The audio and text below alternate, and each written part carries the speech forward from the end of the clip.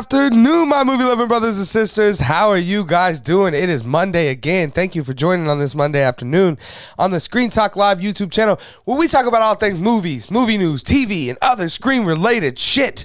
I am here, of course, your humble host, Key Toothman, and I am joined today by my friend and colleague and co-host, Shane Wallace. Shane, how are you doing? Hey, good afternoon. Doing well. Great to be here. Yeah, for sure. And I'm glad to be here with you guys. And guys, if you're new around here, make sure you hit that notification bell and that subscribe button so you can have your movie news when you need it, where you need it. Something we're doing around here on the show also is we're giving away an Xbox Series S. So if you haven't seen that, there's a video up on the channel. Go check it out. But to give you a little rundown, basically, if you send in a super chat during today's live show, it enters you in a drawing to win that Xbox Series S. So make sure you're sending in super chats. And if not, just send us in regular comments, chats, and questions down in the comment section below. I do want to go over a couple quick off the tops before we jump into the main part of the show today. And I want to specifically talk about this. It came. This I ordered in, what did I say? When did the movie July? come out? Yeah. May, June. So June, I ordered this bad boy. And it arrived at my house on November like 20th or 19th. So not as cool as I wanted it to be. Wasted $75. Have you opened it up? I have, and it is actually pretty cool. It really is. I like how you just set it down right there. Right? It is like his hammer, like it's a big hammer. It is kind of cool. But at this point, I just don't care. I mean, it feels like it's been a year. Mm-hmm. Like I just don't care anymore. But yeah, glad it's here at least. What if that's Hemsworth's last Thor movie? It's not. He said, we'll talk about that a little bit later, actually. But yeah, guys, again, if you're new around here, the way we like to do things is we like to go over a few main topics. And after we're done with all those main topics, we like to take any chats and questions and comments that you guys leave down in that comment section below. So make sure you guys are leaving questions and comments, and then make sure you're sticking around to the end of the show to see those comments and questions be answered. And don't forget to send in those super chats for your chance to win that Xbox Series S. So with that down, we are going to move into our first main topic today. And our first main topic today is this. Shane, where is my goddamn jet? Mm-hmm. Where is my jet? So hey, I didn't promise you anything. So Shane came over to the house the other day, and he wasn't the only one. My buddy Ivan was over, a couple other people, and seen that I was watching it or had mentioned something about it to me. So I was like, all right, I'm going to check this out. So everyone was telling me, oh, you should. It's fun, and da-da-da. So I checked it out. My overall thoughts on the movie are, give that dude his damn jet, Pepsi. Fuck you guys, man. And then, obviously Coke's better than Pepsi, besides the fact that they're both just, caramel shit water. So not going to be able to monetize this topic. But anyways,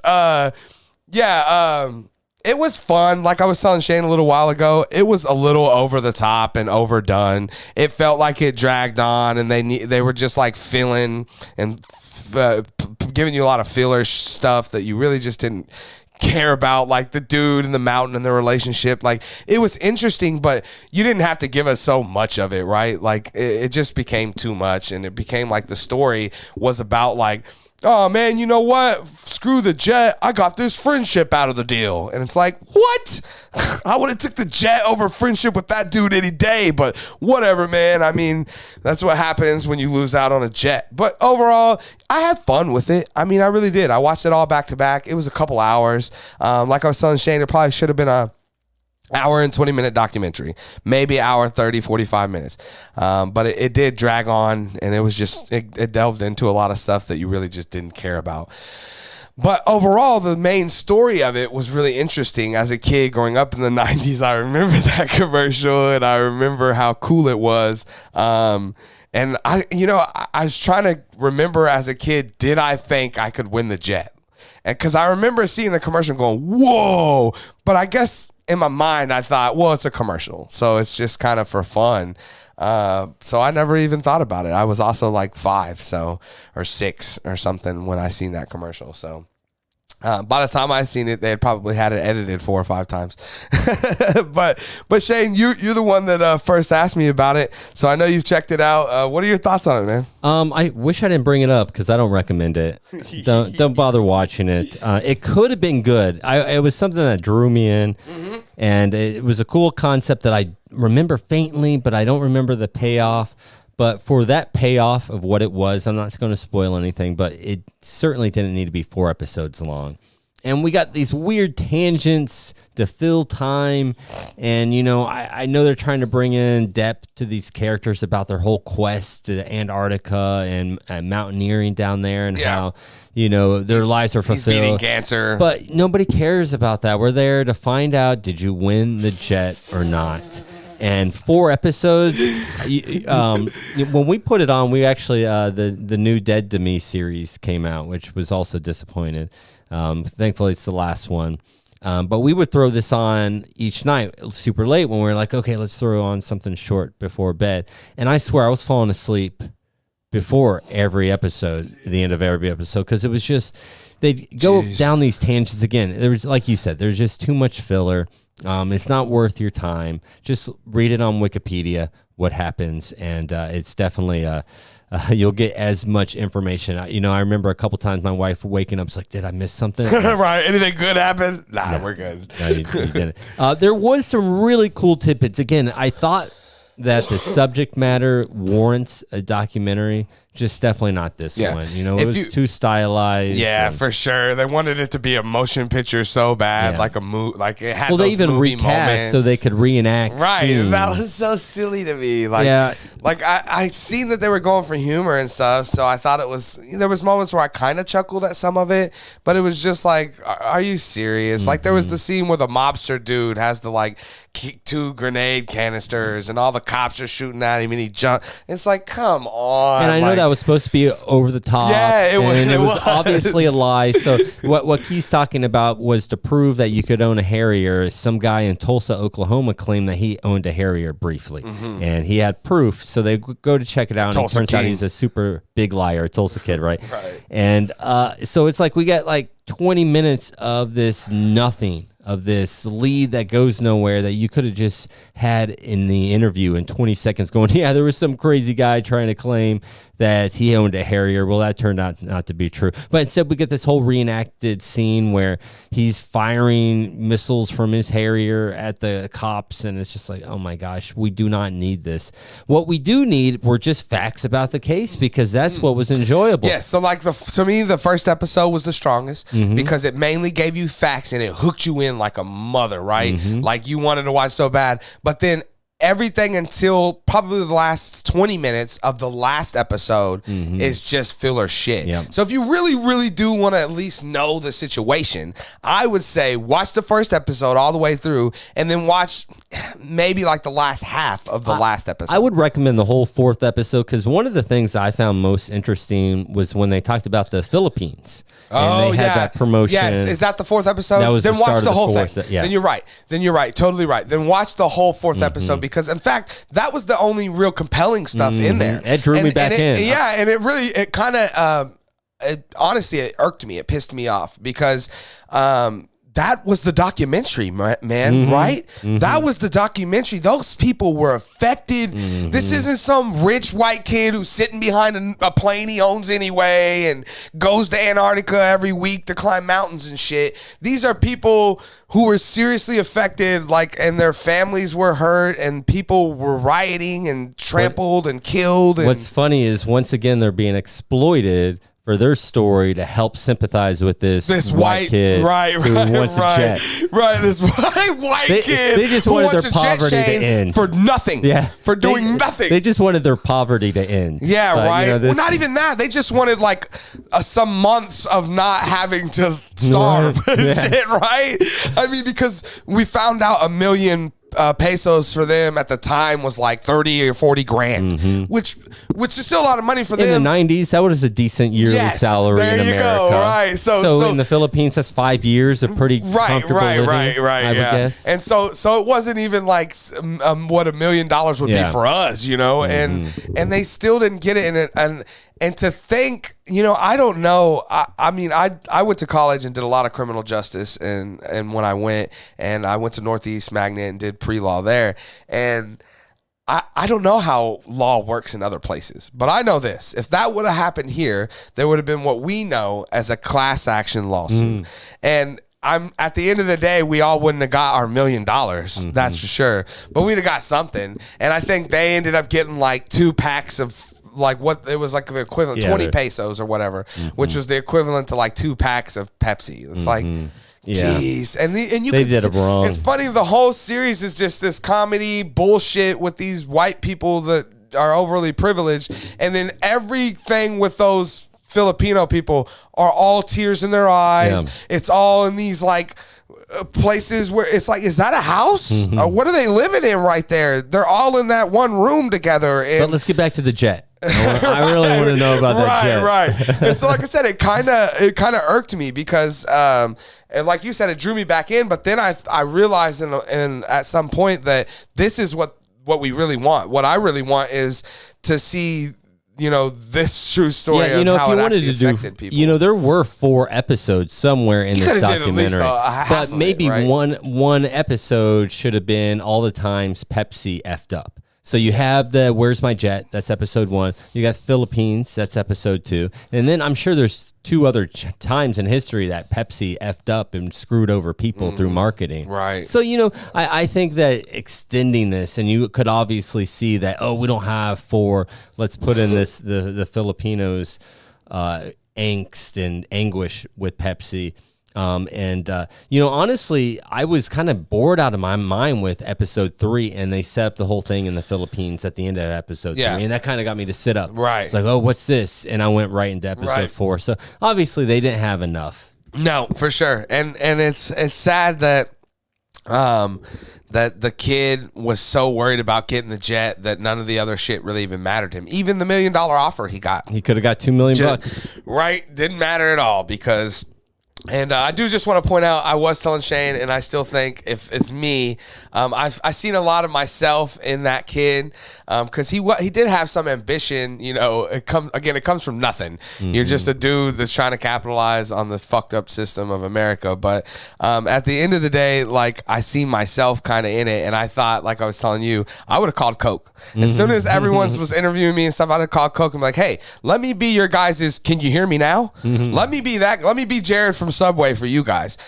People would love that. I mean, I'm in the news. Everyone's on my side. Let's do a commercial where you guys bought me a jet and I'm like flying off in it. Or at least, maybe they get them, a single engine plane. Right. Whatever. Did Pepsi even try that? Hey, we can't get you this Harrier jet, but do you want a plane? Right, for sure. Or a helicopter. I mean, those something. are way less than $2 million.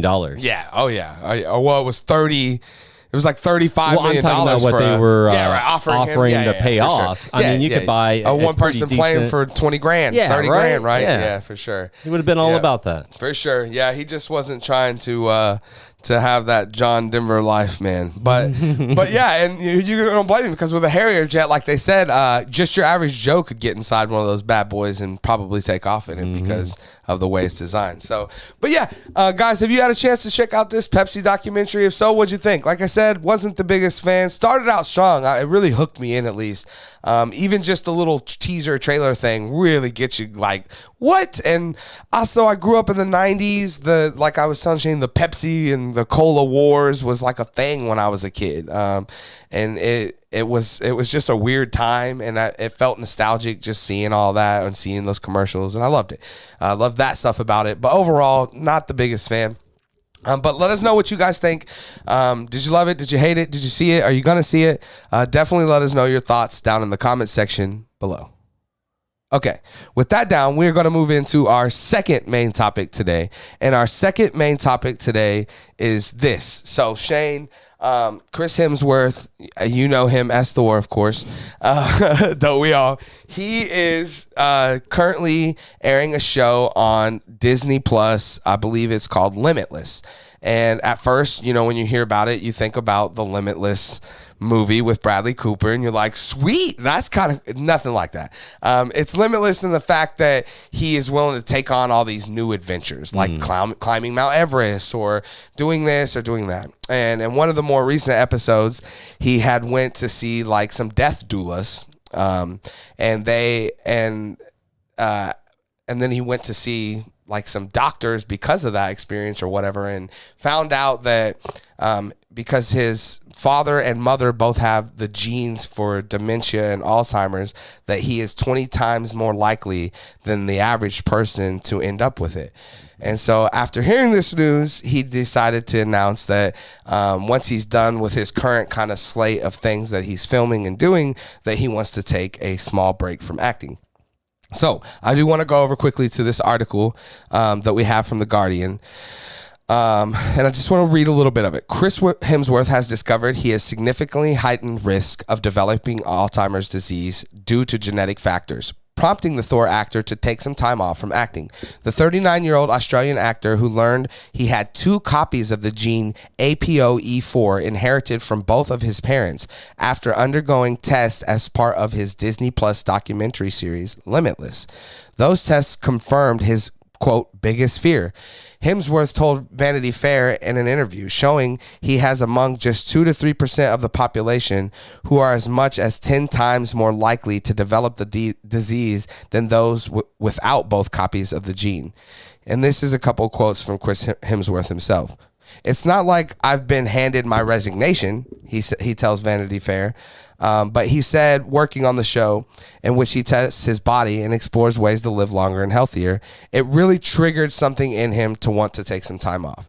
And Shane, this is what I was telling you when we were talking about it a little bit ago. I don't think it was something that was like, hey, maybe I should step away from life. Or I think it was just kind of like, damn, I need a second to kind of process that this shit is going to happen to me one day, probably guaranteed.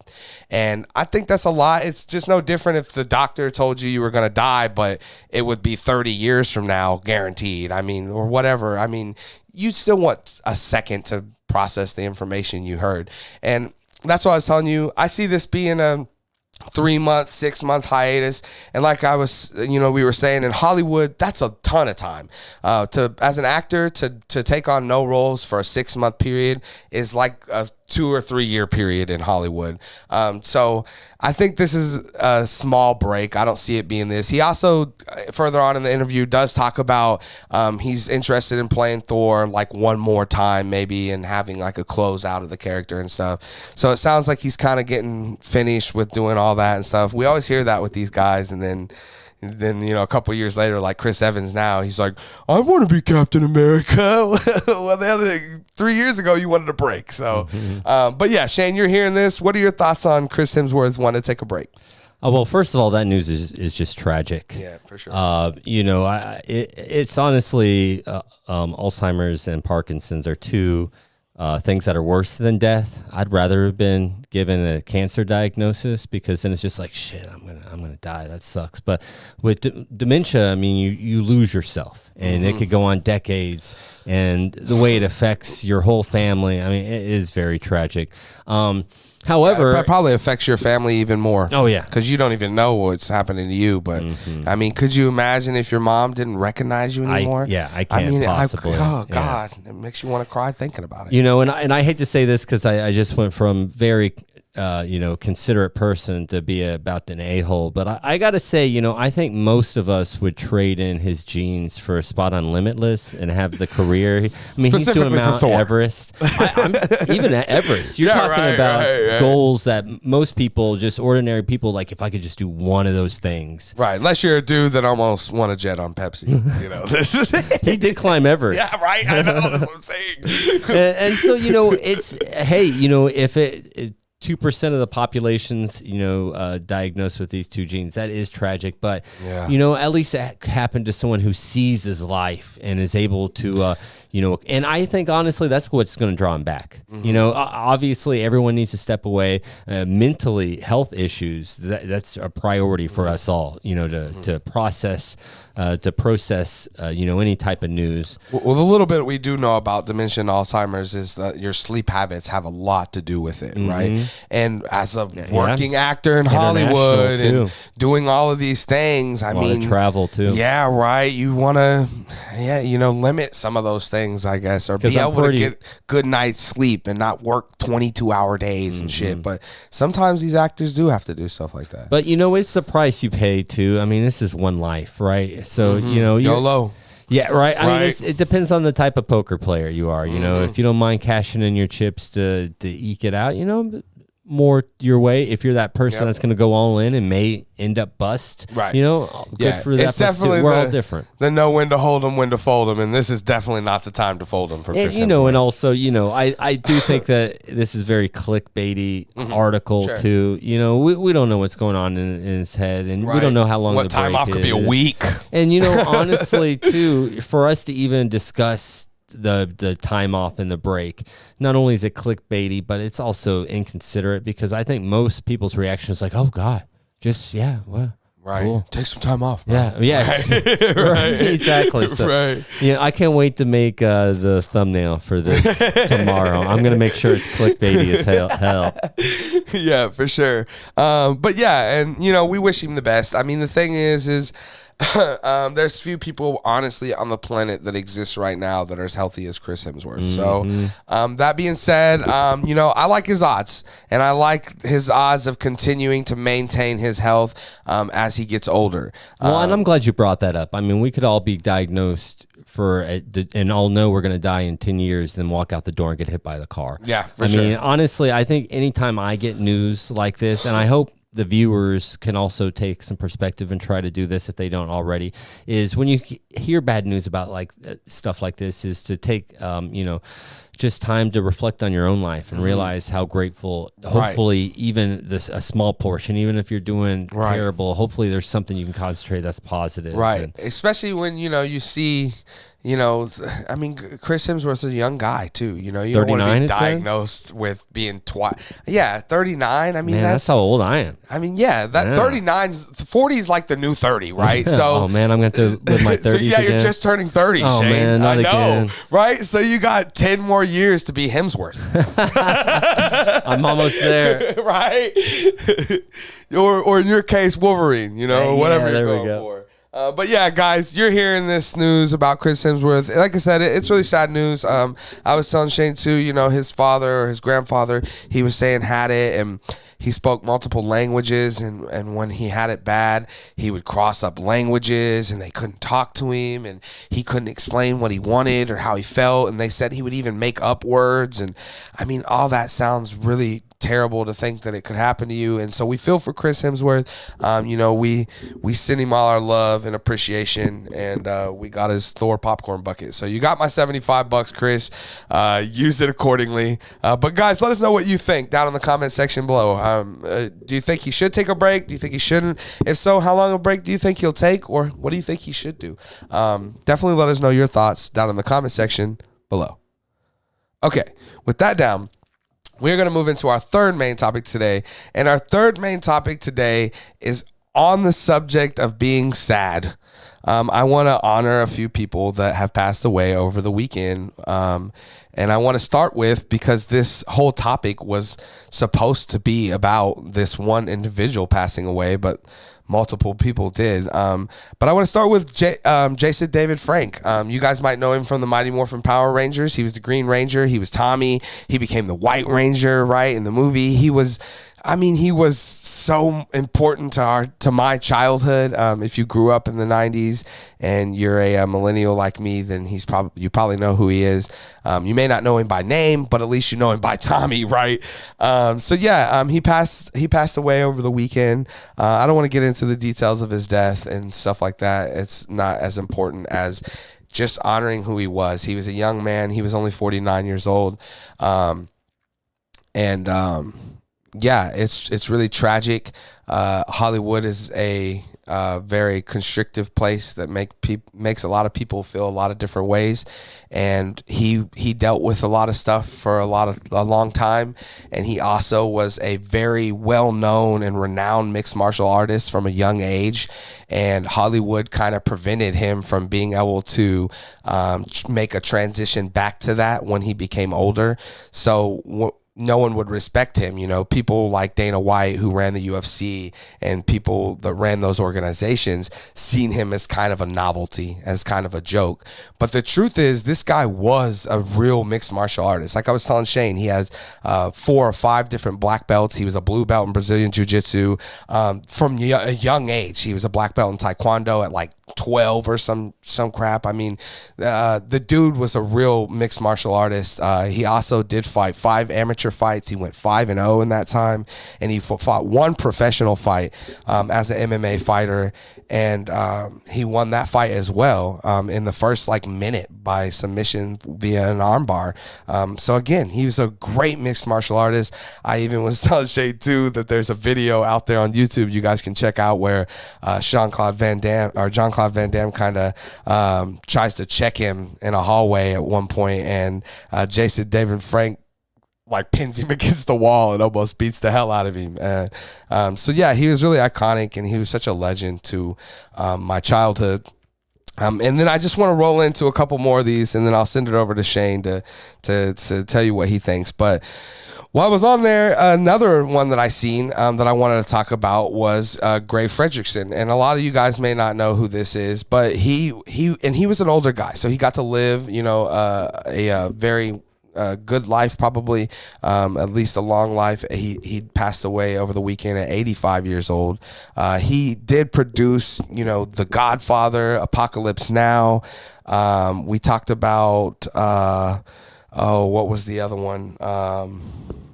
The Outsiders. The Outsiders, that was it. The Outsiders.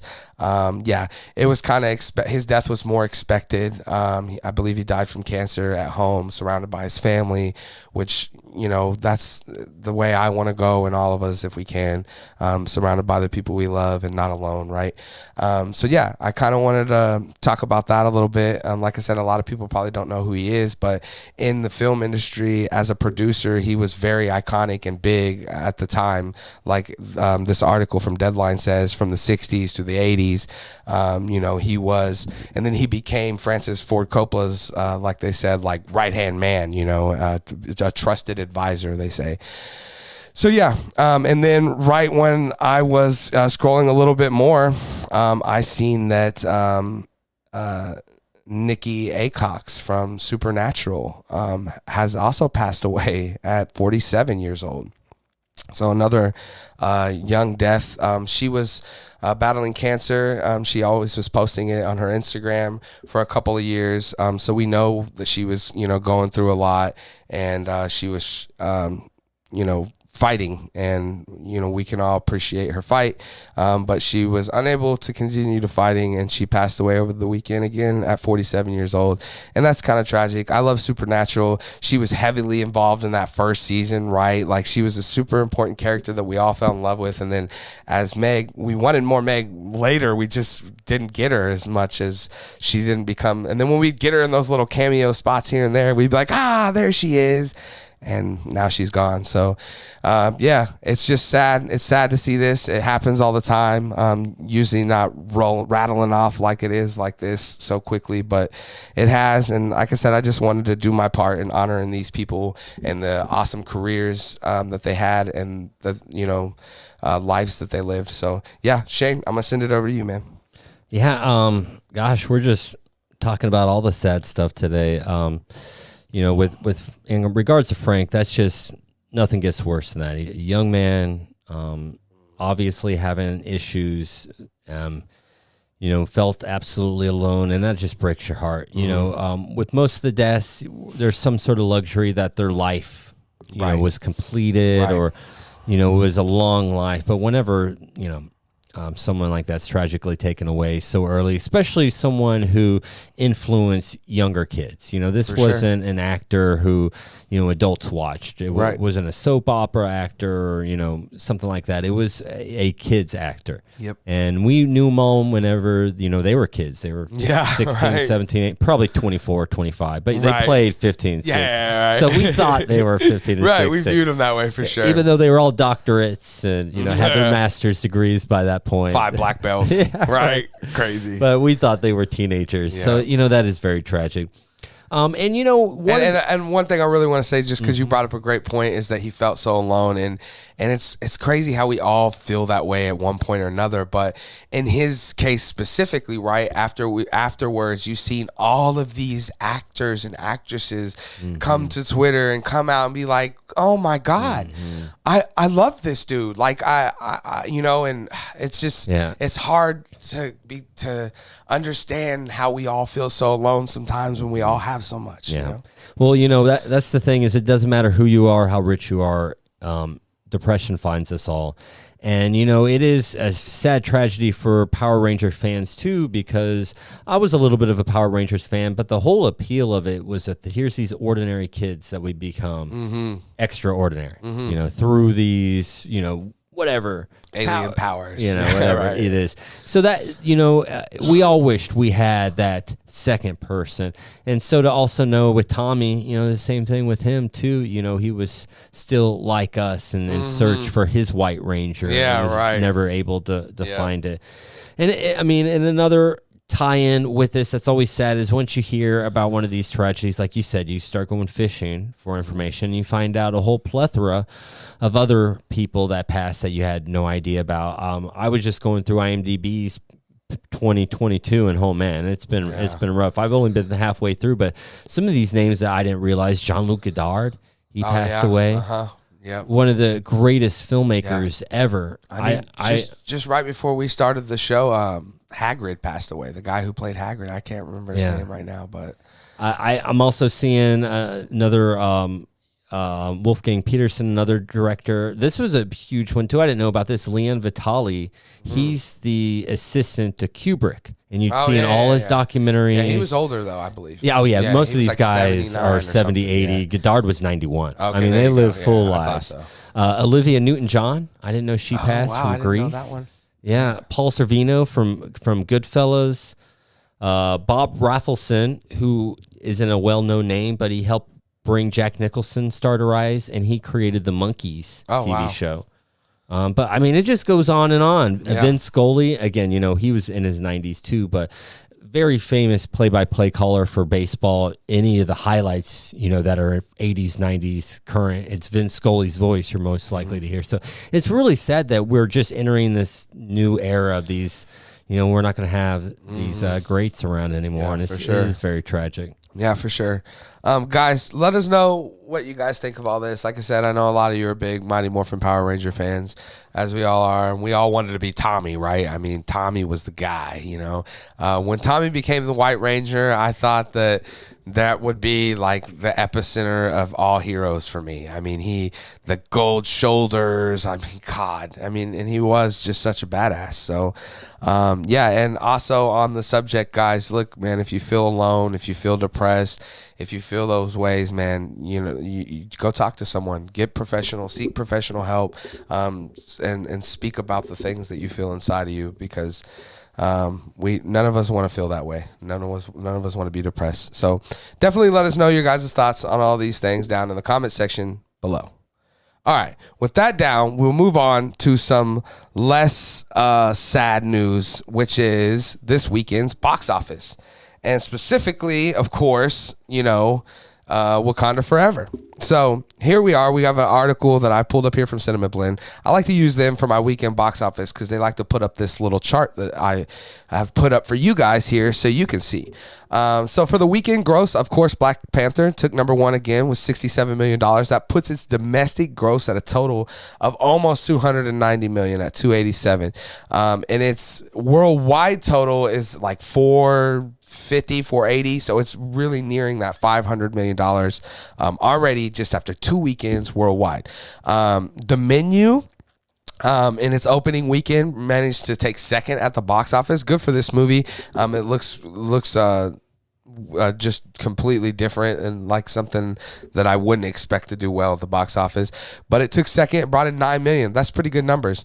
And then, of course, Black Adam is still not doing great. It managed to bring in almost $4.5 million, and it puts its domestic total now at 156, almost 157 million. And I think worldwide it may be inching towards the 400 to 500 million mark as well. With that being said, Black Adam, we can chalk up at this point that this is not gonna probably make its money back by the end of it. Also, Smile. I like to see this, and it's, who knows, what is it, like 30th weekend? It was still able to bring in a little over $1 million and 1,500 screens across America, putting its domestic total to 105 million almost. Very interesting, very cool. I have a review up on Smile on the channel. If you guys haven't checked it out, go check it out. But yeah, so this is cool. We're glad Black Panther is bringing that box office success in like we hoped, because like we were always saying, it's been a bit of a down year in the box office. So the theaters need this bump, man. They really just do. They need to sell more popcorn buckets and kernels and all of that shit. So I'm really glad to see it doing good. I really wish Black Adam could have did better, and we could have had like a 1-2 punch with those. But now we have to hope that Avatar 2 is going to give us the 2 punch, right? And it could. It's still very possible. I don't see Avatar 2 doing the numbers that Black Panther 2 is going to do. But again, I'll never bet against James Cameron, so I wouldn't put any money or push-ups or nothing on it. But that being said, yeah, again, glad to see Black Panther doing successful. I don't think it has any competition until Avatar 2, which December, Christmas-ish, I believe, is when it comes out. So yeah, I see Black Panther 2 being number one at the box office until then. So every Monday we'll be coming back to talk more about how Black Panther 2 is number one at the box office. But Shane, you're hearing this, you're seeing this. Give us your thoughts. What are your thoughts on the weekend box office as a whole, and specifically with Black Panther 2 Wakanda Forever's success? You know, Black Panther Wakanda Forever doing well, doing what it needs to be doing. You know, just 20 million on a Sunday. That's great. Yeah, right? No doubt, yeah. So, you know, the numbers are still strong with that. What really pops out to me is just how weak everything else is. Right, I know. Not only that, but just how poorly Black Adam is just completely faded. The Chosen Season 3, Episode 1 and 2 banked $8 million at the box office. So you can go into Black Adam without knowing anything and watch it. But I'm guessing for Chosen Season 3, I at least need to see Chosen Season 1 and 2. Right. So, I mean, and that beats out Black Adam. That's sad. That's sad. But, you know, I can't blame people because I didn't go see it. So, you know. But yeah, it's we got to figure something out. I'm you know, Knives Out comes out this weekend. I'm excited to see how that does. Mm-hmm. That's going to be a fun look through the box office numbers. I still can't see it taking. No. Yeah, and it's not going to take Black Panther down, but it should do okay. That's what I'm wondering. I don't see it taking Black Panther down. I just want to see I mean, if it can at least pull in more than I bet 15, it brings in 20 million in 30, 40 million opening weekend. I mean, number 2, The Menu, couldn't even bring in 10 million for the weekend. Right. So, you know, I mean, it's just, you know, it doesn't surprise me that Black Panther's doing so well. It just really surprises me that number 2 and number 3 are just so low behind. Because, right, at 67 million, you expect the third, you know, the second, third to be, you know, 30 million, 10 million, 20 million, 10 million. No, we go from that to single digits, guys. We go from 67 to 9. Like, that's freaking crazy. You know, we could probably add up all this, and I don't know if not even 67 million. Well, and I don't know, including Black Panther, if we had $100 million weekend. Oh, there you go, right? You know, just in theaters. And sometimes we get that with just one movie. With one movie, yeah. Especially opening weekend, we almost had that with, you know, Doctor Strange, right? Right, yeah. We did. No, it was one. Yeah, so it does happen, but when Top you Gun add them all up and they're not coming, or they're just barely making that, that's sad times to be in the movie biz. Yeah, for sure. But guys, you guys are seeing this Wakanda Forever success at the box office. Another good weekend. Another number one weekend. Like I was saying, I expect them to continue to maintain that number one long until probably Avatar 2 comes out. Yeah. So what do you guys think? What are you guys' thoughts about all this box office news and all these other movies not having almost any success at all? What do you guys think the reason is for that? Definitely let us know down in the comment section below. Okay, with that down, we're going to move into our fifth and final main topic today. And our fifth and final main topic today is this. So this is going to be all over YouTube and all over the internet because what everyone wants to talk about is Disney fired Bob Chapek. Thank God. After 4 years, 5 years, I don't know. It's felt like a damn lifetime. This is a perfect example of when you don't bring a guy who just solidly knows business into running an organization that has so much more going on than just business. He lost the company a lot of money. Granted, it was during the pandemic phase or era or whatever you want to call it. So you could try to tell me that, he's like a president that inherited a bad situation, or whatever. I don't really care. The point is, bad decisions were made all across the board. I could go on and on about numerous different things that this guy did that was just asinine, including but not limited to, not paying your creators, not honoring the contracts that you've signed, which is just simple business. And as a businessman, he should have been totally capable of doing, but he was unable to do that. And before he was CEO, of course, we had Big Papa Bob Iger, right?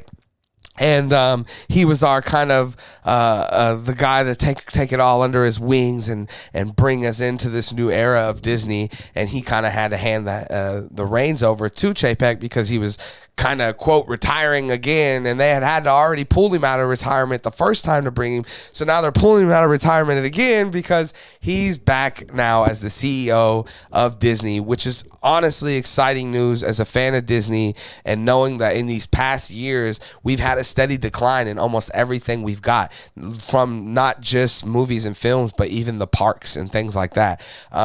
So this is exciting, and I hope that this will relieve Kevin Feige of all that pressure that he's had with being limited to things, because the fact of the matter is Chapek was telling Kevin Feige, yeah, you can make this series and that series, but it can only be this long and you can only spend this much, and he had all these kind of parameters that he was having to work within. And that's part of the reason we got these Disney Plus shows that were only 4, 5, 6 episodes long, because they just weren't giving him the freedom that he had before under Bob Iger, right?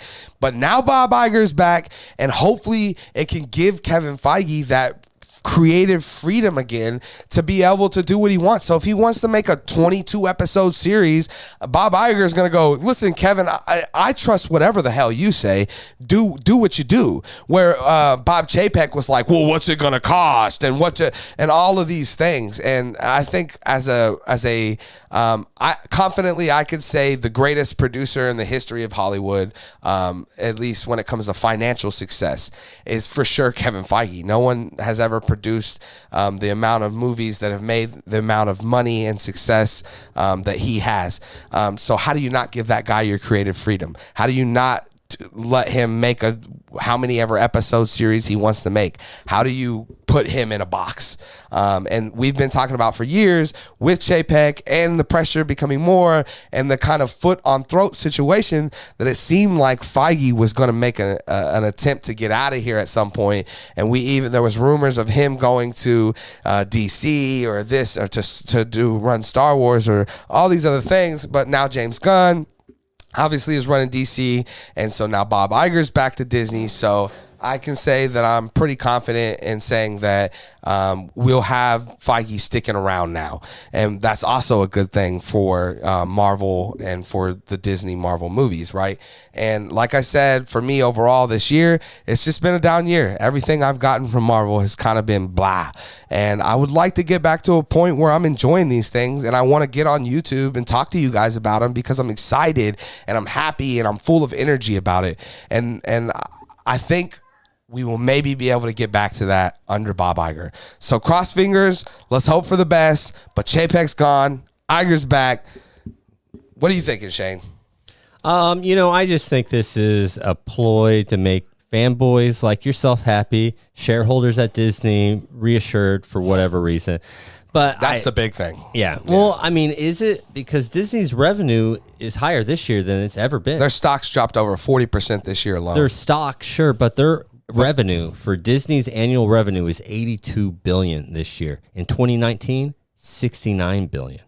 So it's actually the highest it's ever been. Well, but what's its spending though? That's true. It could, but it is increasing. All I can tell you is if it was making more money, its stock wouldn't be going down. And also, again, this is another reason why this is all bull crap. Is so Bob Iger was retired in February of 2020. Mm-hmm. The pandemic happened, so they extended his powers until the end of December of 2021.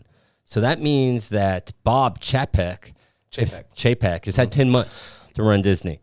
So no, that's not entirely true. I'm reading it right here. That's not entirely true. He may have still had the control, Iger, but he wasn't making the creative decision. He said Iger was extended his mandate into the end of 2021 so he could guide Chapek and the company's senior management through the early COVID-19 pandemic. Right. On December 31st, he basically remained Iger on stepped as down kind of completely. like, as just what it said, it's kind of but a you're guy. not listening to him. Your former boss. He was not. They were conflicting. And they're also it was talking out about in the guide. Well, either way, we're talking about 10 months of this guy having full control. It was longer than that. It was. I mean, I'm reading right here in black and white. But just because Iger was still there, he wasn't making the decision. I'm just saying, okay, you have your former boss around. But he wasn't around. He was under contract. He wasn't around. He wasn't there by Bob Chapek's side. And also, they didn't have a problem with Bob this year in June. He just signed a 3-year contract. Because if he was around, when things happened like they fucked Kevin Feige over and screwed him over, Iger would... In fact, we know that Iger called Feige and was like, dude... Listen, he's in charge. We don't know that. He makes that. That's the whole thing. No, we know he called. Yes. But all we know is his word. A businessman that's trying to iron out. All I'm saying is this is just, look, he's made his fair share. But I think saying that Bob Iger had the golden age 2019 and then it went all downhill under Bob. And like I brought up that it was the pandemic era and all that. I think Iger has his hand in the pot just as much. And the fact that he's coming back as this 70-year-old man. Like I said, we know Kevin Feige has told us that but we're not going to see better movies. Under Iger, he had creative freedom. But under Chapek, he was not. So when did they start filming She-Hulk? She-Hulk was under Bob Chapek. Everything since like 2019 has been created under Bob Chapek's umbrella. He didn't have the job until, Iger didn't retire until February 2020. Right, that's when Chapek took over. So, but She-Hulk was, so you said 2019 was Bob Iger's last year. Yes, that was right. But anything that's already in production is going to go She-Hulk wasn't in production. She-Hulk got announced under Bob Chapek. Moon Knight got announced under Bob Chapek. And you love Moon Knight. I loved it. What about Captain America Winter Soldier? That's under Bob Iger. Black Widow. That was under Chapek, and he's the one that fucked that up. That came out 2020. It could possibly not be under Chapek. It was, the release was, because he's the one that made the decision to put it to Disney Plus. Because he didn't know what was happening. Screw out everyone.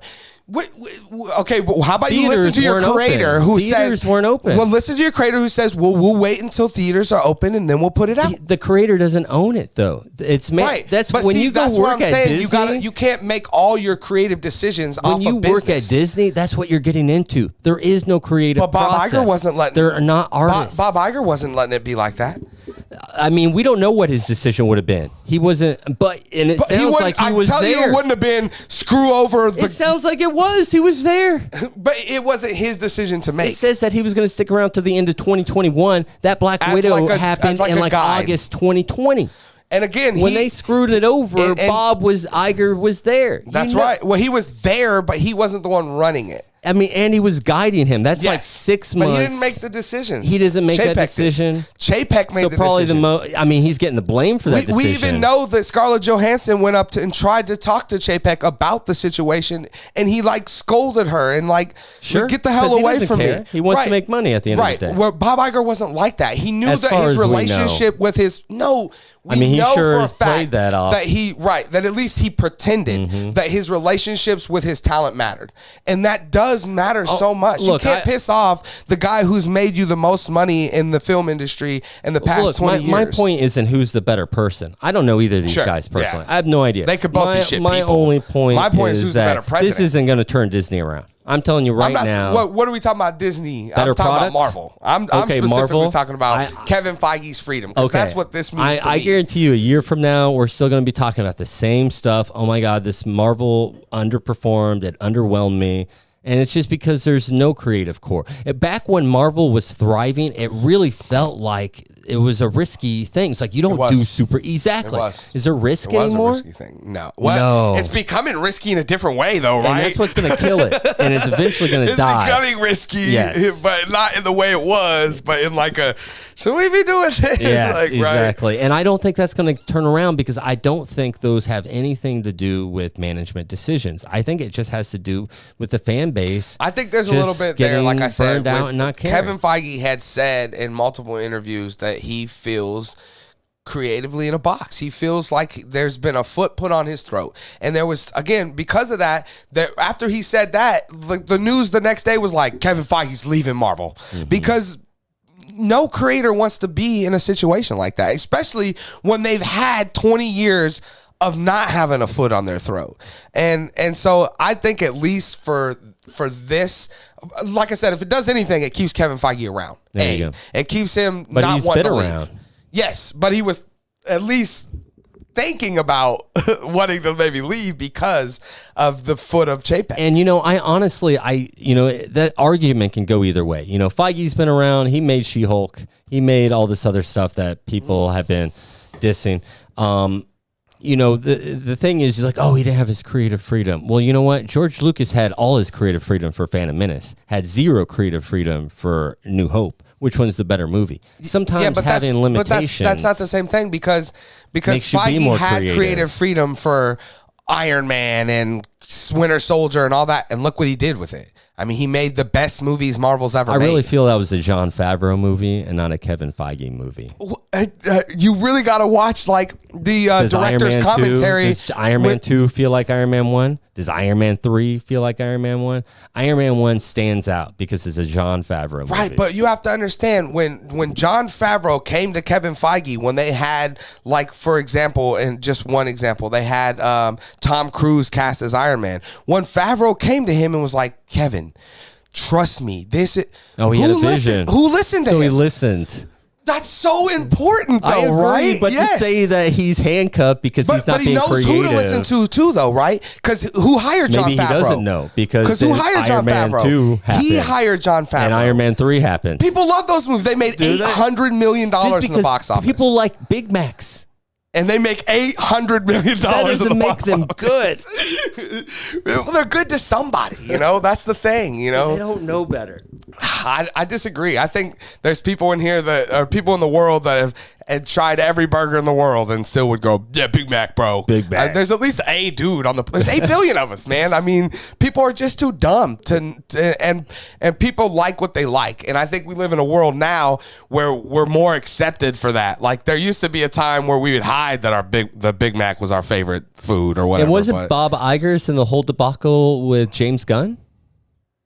No, that was who was it? I can't remember his Someone name. else, definitely not the CEO. No, of that Disney. was before they had Iger. See, they had to bring Iger back. They brought Iger out of retirement because of all of that shit, and they fired that dude, hired Iger. He corrected so Iger the ship. just can't leave ever. He corrected the ship, handed it over to Chapek. Then now we're here back, bringing him out of retirement. So yeah, the thing is like I said, at bare minimum, I think we get a little bit more creative freedom with Kevin Feige, and at least it guarantees that he's not so angry that he's gonna leave and not continue doing what he's doing at Marvel. I think that as a creator, we don't know obviously on that level what it's like, but you could imagine going from a point where someone goes, hey man, here's $50 million, do what you do, to going, hey man, here's $38 million, and what are you doing? Like it's a big difference as a creator. So yeah, sometimes when things are roughest is when you're the most creative, though. But when you're a great creator, like Kevin Feige, then and I'll admit there's not very many out there that you could do this to, but you do got to do that. You do got to go, here's the money, do what you do. A perfect example where you don't do that is like James Gunn making the Suicide Squad movie, right? Again, that was we don't care, we're looking the other way, just take our money. And it ended up, for me, not a good thing, you know?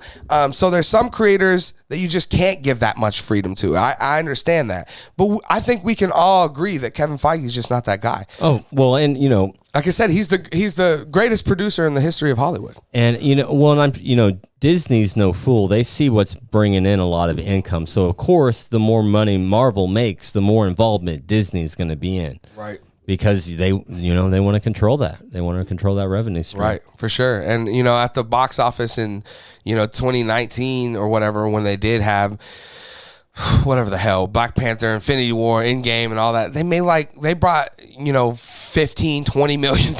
They brought in all the money in the world. Yeah, $1 billion. I'm sorry. Every cent everyone had went to Disney that year. I mean, that's crazy. And you think, look, I'm not going to say it's just Bob Chapek that has caused the thing that we're in, but I'm just saying that it's a part of the problem. I'm just saying that I don't think Iger coming back is going to be, oh man, phase 2 Disney glory years. I just think that, they're going to control Marvel as much as they've been controlling it the last couple of years because they want to make sure they squeeze every cent out.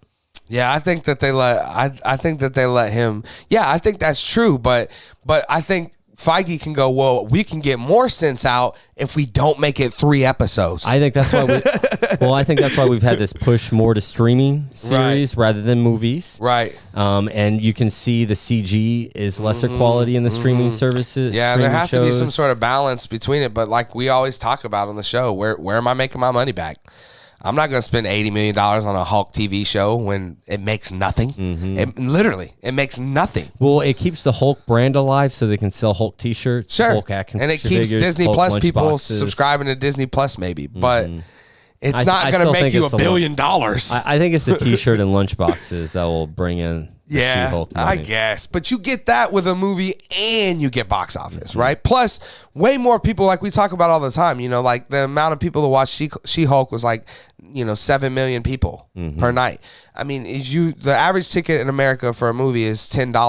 $10 times 7 million, that's nothing in the box office. That's not even an hour. So yeah, these things just don't correlate. I mean, and it makes it hard when you do have a character like Hulk and you want to make a movie out of him, but a movie's expensive and you can't do a show because you won't make the money back, but then Hulk movies haven't been successful themselves, so you end up in these like conundrums, and the part that sucks with like the Hulk specifically and things like that is that they're so expensive to make because of all the CG, right? That it ends up being like, well, maybe we just don't do it a lot of times with stuff like that, and then we end up doing a character that's more like Jessica Jones or something that and I can see that cost us $10 million to make, or Daredevil's, especially when you think about the marketing aspect. How do you market these shows nowadays? Yeah, no doubt. I mean, where am I going to see a preview for She-Hulk? Right. I mean, well, at least my best chance is on Disney Plus. Right. They do a decent job, at least. You'll see them on like Monday Night Football and shit like that, and YouTube here and there. But if I'm spending a lot of my time like on Hulu or Netflix, or I'm not going to see Disney Plus or Apple Plus or Paramount Plus material. It's so hard to market these days. So how do you draw that audience to this expensive show? Well, there's only one way to draw them in, and that's here on the Screen Talk Live YouTube channel, where you can hear about all your Marvel TV and movie news. That's right. With that being said, guys, we're going to move on. Thank you guys for being here. That was our last main topic. We're going to head over to the chat and see if we got any questions or comments from you. Shane, what do we got? Yeah, we got some chat here. I don't think this is a question, but I'm going to take it as a question. Jesse Bailey wants to know, does Max Headroom give people nightmares? Does who? Max Headroom. You know, I think there's a Netflix documentary. I should take a look at this. So in the 80s, there was this character, Max Headroom. And he's like this digital, I'm Max Head, right, room, or whatever. Okay. Anyway, but there's this Netflix, I think it's on Netflix. They just did this, but sometime in the 80s, these kids dressed up as Max Headroom and did this TV intrusion. You could interrupt people's broadcast signals back then. Oh, sweet. And so people in Chicago were all interrupted with this weird Max Headroom saying all this weird stuff, and it was a mystery for decades. Whoa. And I think there's a Netflix series on it. Really? Yeah, Okay. I've been wanting to check it out. Okay, It's you got me. I'm very intrigued. Yeah, it's pretty cool I know, stuff. This reminds me of when you showed me semen, though. Like, I feel like I'm going into a dark pit of something that I won't be out of. Like, you guys won't see me here on the channel for months. I come back, my beard's this long, and I'm like, guys, you got to go check out semen. You know, I got semen now. I just need the microphone.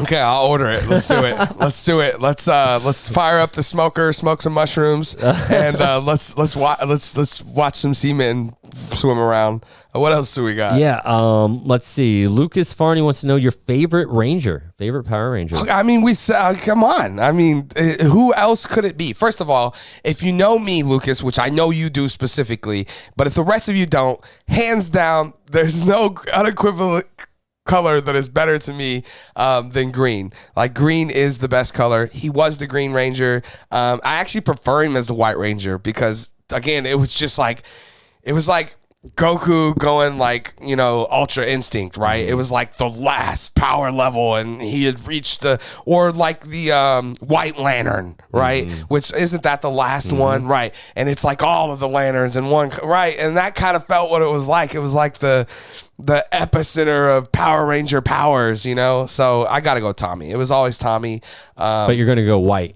White. Yeah, White Tommy, Ranger. White Ranger for sure. Yeah, I'm going to have to go green. Yeah. I prefer Tommy as green. I like the bad boy aspect. I like that he wasn't OP. It felt like White Ranger could solve everything. Yeah. And then, as he goes on, you got to, he can't solve it as quick. He doesn't have as much power. And it's like, wait a second. A couple episodes, this, monster would have been taken care of. So I'm going to go with green. And also, it really mixed things up when they threw the Green Ranger, and there's just like, there's another Power Ranger. Right. What is going on here? Right, for sure. And that was definitely the time I watched it. Was that early few seasons, then when Green Ranger, and then that went to the movie. Yeah, and then greatest villain, you got to go Ivan Ooze, right? Oh, yeah. Right? Nothing's better than I say it all the time, even like, I have that. I can't wait to show my daughter one day.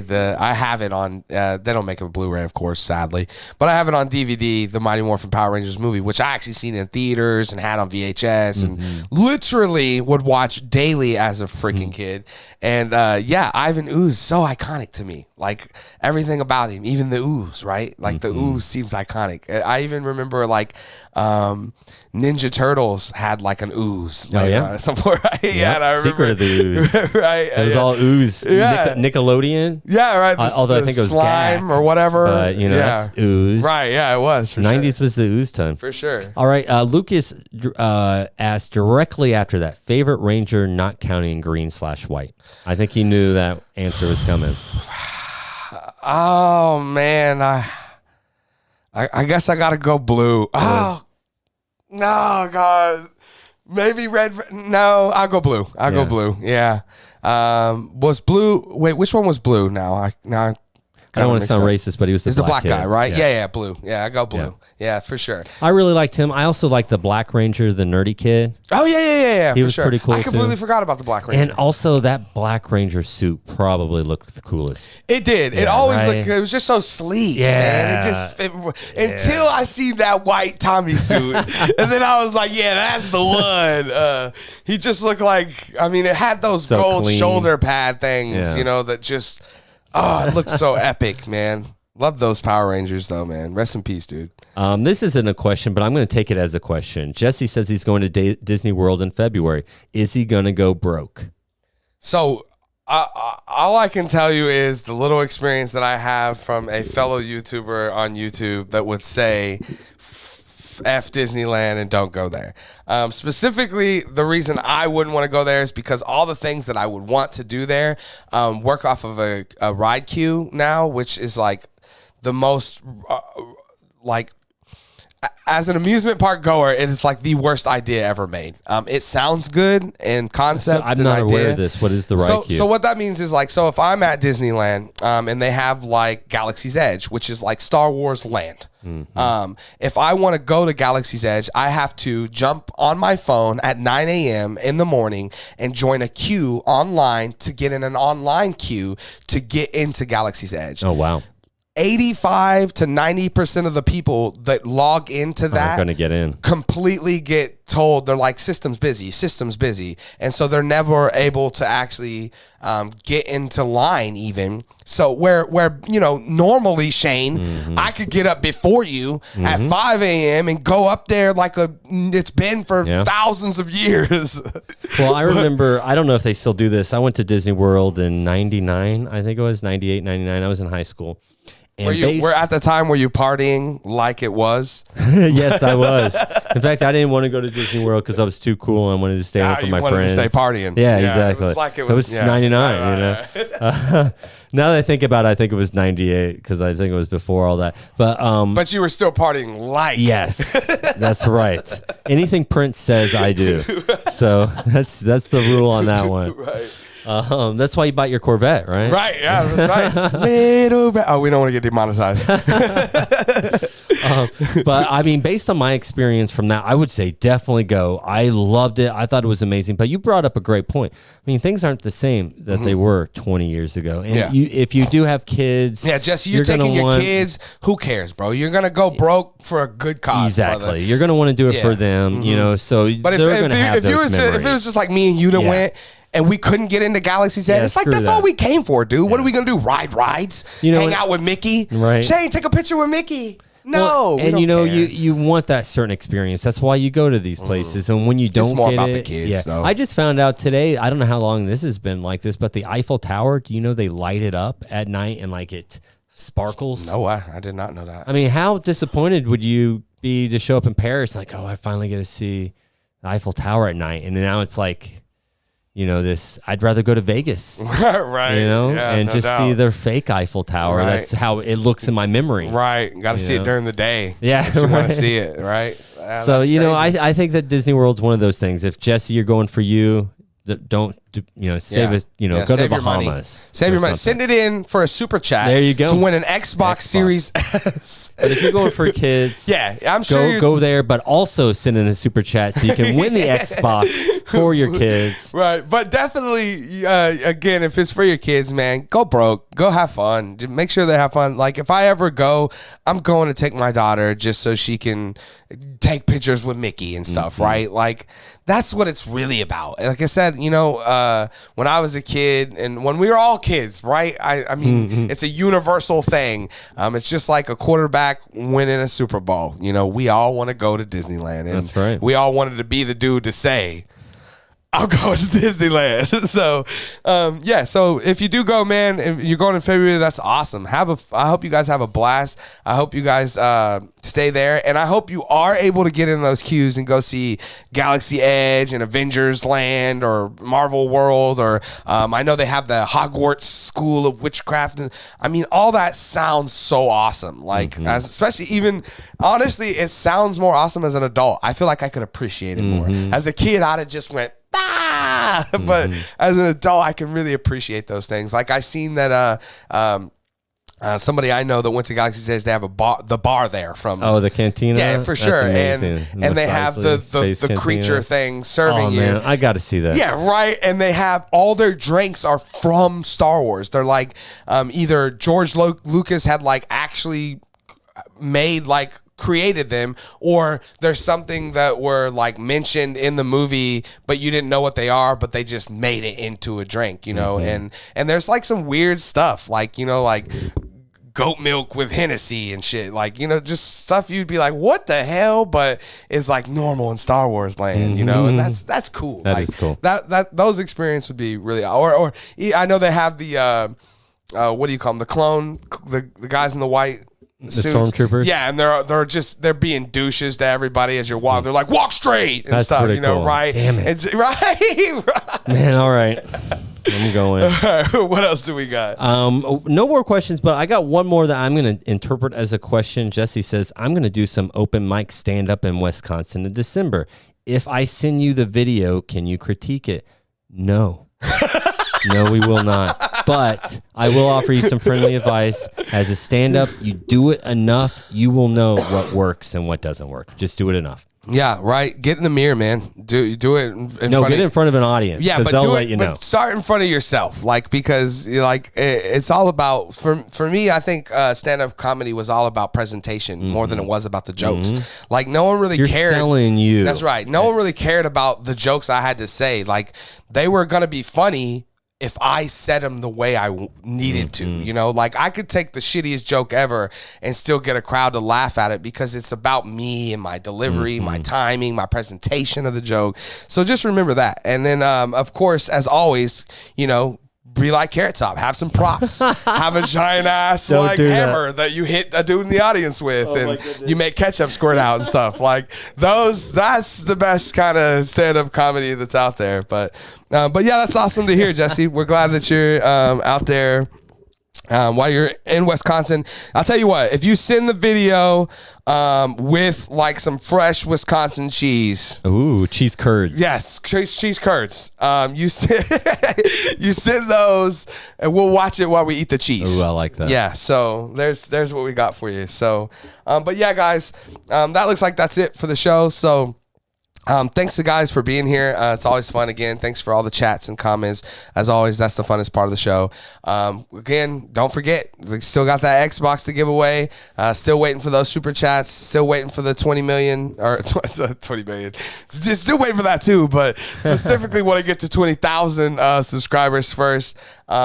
But yeah, we got these raffle tickets ready to go, and we can't wait to give away that Xbox. So make sure you guys are spreading the love on the Xbox video and showing any young ones or moms and dads. Because like I said, Christmas is coming up. Somebody out there that wants an Xbox, and if you can get it for $1.99, good for you. Good on you, So guys, yeah. But thanks again for joining us today. We will be back here tomorrow, Tuesday at same time, same place. Shane, will you be here tomorrow? Or you want me? I mean, it's up to you. I guess if we're taking Thursday off, or if we're doing a short week. Are we? What are we? What? Because it's Thanksgiving. I'm sure we're not. I will probably do a show. solo show on Thanksgiving. Yeah, but what about just Monday, Wednesday, Fridays? I'll see you Wednesday, and would you want to still do a show Friday? Yeah, I'll still do a show Friday. So so you'll have us probably Lucas here tomorrow. Then I'll get all my shopping done that morning. Cool. So yeah, we'll probably have Lucas here tomorrow, maybe. If not, it'll be just me flying solo. But yeah, make sure you join us back here tomorrow. And like I said before, we really appreciate you guys being around here, and we appreciate every comment and chat. I see there's 4 of you guys in here. Just hit that thumbs up button.